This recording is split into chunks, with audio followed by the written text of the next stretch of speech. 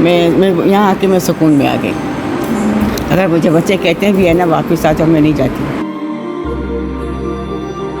Police call की गई, 2007 की बात है। पुलिस आई, उन्होंने दरवाजे को तोड़ा और एंटर हुए तो उन्होंने बताया कि मैं इस हालत में नहीं हूँ, किसी फीमेल स्टाफ को जो है ना वो पुलिस को भेजा जाए।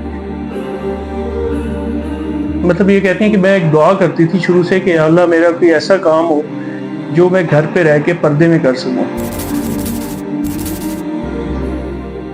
In a culture where mothers are extremely respected, and in a country which was made in the name of Islam, where heaven is said to lie underneath a mother's feet, we are here to show you another side of the picture, which came to us as a shock similar to what you'd receive in the next 3 minutes. We have often heard that old homes in Western countries are full, but have we ever thought about elderly population in nursing homes in Pakistan?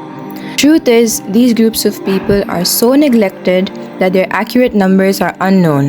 To get a clear idea, we visited Binte Fatma Old Home, located in Karachi, Islamabad and Lahore. We asked questions that left us with answers that sent shivers down our spine.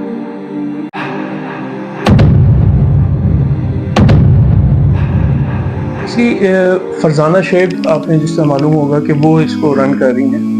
तो basically ये housewife थी और इनको बच्चे बड़े हो चुके थे, उसके बाद इनकी कोई ऐसा एक्टिविटी नहीं थी। मतलब ये कहती हैं कि मैं एक दुआ करती थी शुरू से कि अल्लाह मेरा कोई ऐसा काम हो जो मैं घर पे रह के पर्दे में कर सकूं। तो उससे फिर ये क्लिफ्टन में आई, वहाँ पे रिहाइश पजीर थी। तो वहाँ पे खातून थी, फातिमा नाम, हमारी पहली सर्वाइवर है। वो इनके घर के बिल्कुल सामने रहती थी। तो एक दिन ज़ाहिर ओल्ड एज की वजह से वो वॉशरूम में गिर गई। तो पुलिस कॉल की गई, 2007 की बात है। तो पुलिस लेडी कांस्टेबल अंदर गई, उन्होंने उनको कवर किया, सारा कुछ किया। तो वो बड़ी बुरी हालत में थी।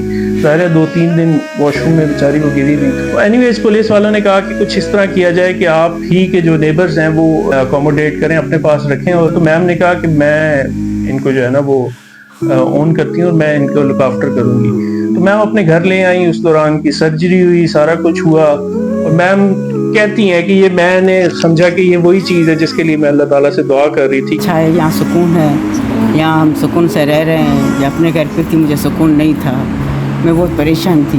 हमारा नाश्ता सुबह 7 बजे आता है, 7:30 बजे। हम 7 बजे उठ के बाहर आ जाते हैं अपनी जगह पे। अल्लाह का शुक्र है, असद मेरा बहुत ख्याल रखता है, फरजाना अम्मा हमारे मेरा बहुत ख्याल रखती है। अल्लाह ना करे किसी के सर में भी दर्द हो जाए ना तो फ़ौरन दवाएं वगैरह डॉक्टर फ़ौरन हो जाता है। हमारा बहुत अच्छा ख्याल है, हमारी बहुत अच्छी केयर करती हैं। जितनी भी यहाँ माएँ हैं ना सब सुकून में है, कोई नहीं है माँ ऐसी तो उसका दिल करे मैं अपने घर जाऊँ। लेकिन सबसे बड़ा चैलेंज ये है कि सोसाइटी ने भी इस ओल्ड एज को एक्सेप्ट नहीं किया।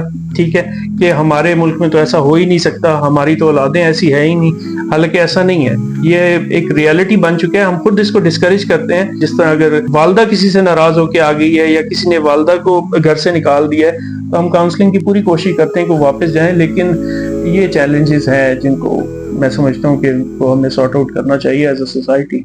So, what is it that we can do? Firstly, change the narrative. Rather than thinking of this population as old and withered, we must first acknowledge their presence and consider their significance. Secondly, help them in whichever way you possibly can. We called the manager and asked them what they were in need of at the moment. They were in need of packaged milk, and hence we bought whatever our pockets allowed us to and delivered packaged milk to their doorstep. You can do the same. Help can be in form of cash, material, or anything you might think of. And lastly, instead of pointing fingers, think of what you can do, and believe us, you'll get a lot of answers.